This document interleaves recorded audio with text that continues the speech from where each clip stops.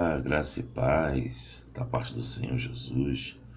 Você já deve ter ouvido falar várias vezes sobre uma palavra que Jesus menciona muito, de um grupo, que é muito censurado por Cristo, que é muito rebatido, No Jesus, em seu ministério terreno, teve muitos confrontos com esse grupo de pessoas. E aqui está o nome dele. Aqui está. Perusim, em hebraico. Mas quem são esses Perusim?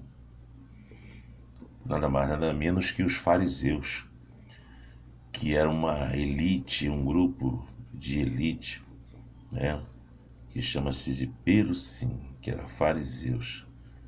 Eles eram componentes do Sinédrio, que eram os juízes da época de Israel. Esse grupo, os fariseus, eles surgiram no período da helenização. Se você tem a Bíblia Antiga, na Bíblia Antiga tem 4 páginas em branco. Essas páginas os 400 anos de silêncio que Deus não falava com o povo.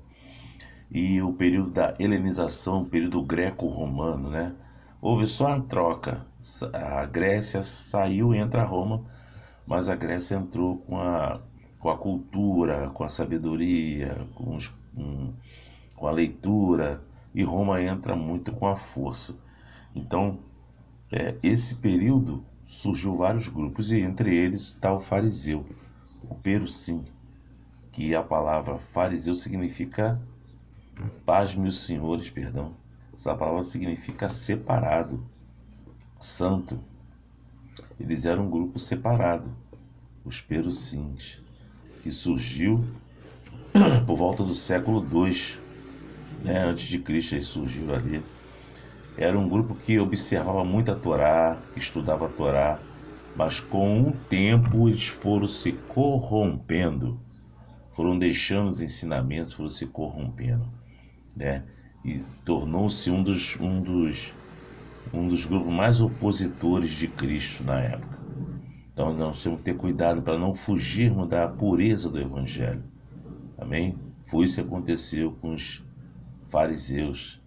Eles se corromperam ao longo do tempo.